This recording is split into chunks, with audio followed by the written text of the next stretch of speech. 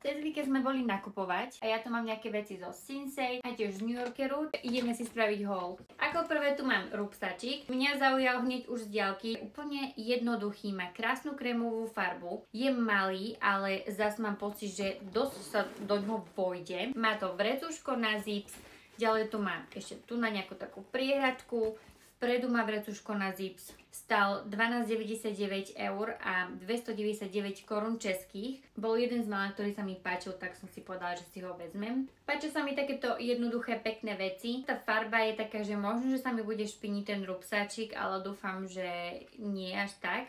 A nie je ani malý, ani veľký, ale mám pocit, že je taká akurátna veľkosť. Potom tu mám jedno pyžamo, voľné tričko a nohavice. Ja som najprv nevedela, že to je pyžamo, ale zaujali ma tieto nohavice, ktoré keď som si priložila k sebe, tak mi boli dosť dlhé, čo sa mne veľmi často nestáva. Sú voľné, nie sú úplne široké, ale nie sú ani úplne tesné. Na konci sa rozširujú a na konci majú takéto lemovanie. Tričko s gombíkmi je veľmi také voľné, tiež má na spodu takéto lemovanie. Ja som hľadala, či tam nie je aj nejaká iná farba, ale na tej predajni mali len túto čiernu. Tieto teplaky ma zaujali farbou. Znova, keď som si ich priložila, tak mi boli dosť dlhé. Je to taká teplákovina, od hora až úplne dole sú fakt, že dosť široké. Vypadajú veľmi pohodlne a mám to veľkosť S. Toho sa trošku bojím, lebo ja si kupujem už teraz MK a toto S sa mi zdalo také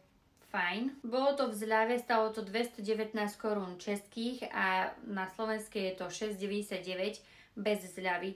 Materiál úplne príjemný. Najdlhšie som v Sinsei strávila pri detských veciach, pretože tam nájsť veľkosť, ktorú som ja chcela, bolo takmer nemožné. Nakoniec som vybrala nejaké trenky pre moje dieťa, ponožky pre synčeka, hľadala som nejaké pyžamka a veľkosť som opäť vôbec nemohla nájsť a nakoniec som vybrala takéto s lepkami a takto sa mi nepáčilo. 7 eur alebo 179 korún českých. Potom som zobrala ešte takéto jedno halloweenské tričko. A to bolo zo Sinsei všetko. Dostala som inak aj zľavu na Sinsei, keď som si nainštalovala appku, tak minus 20%.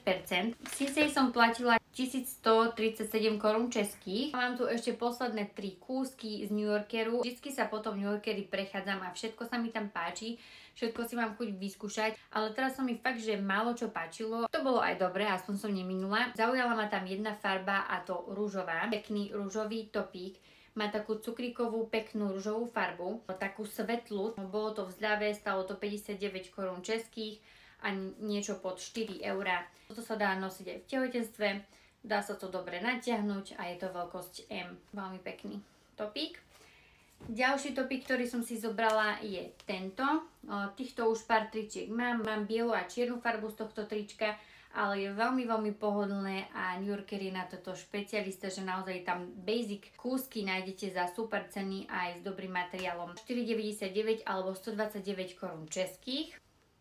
A mám tu ešte poslednú vec, sukňu. Táto sukňa, zobrala som veľkosť L, je veľmi dlhá, až moc.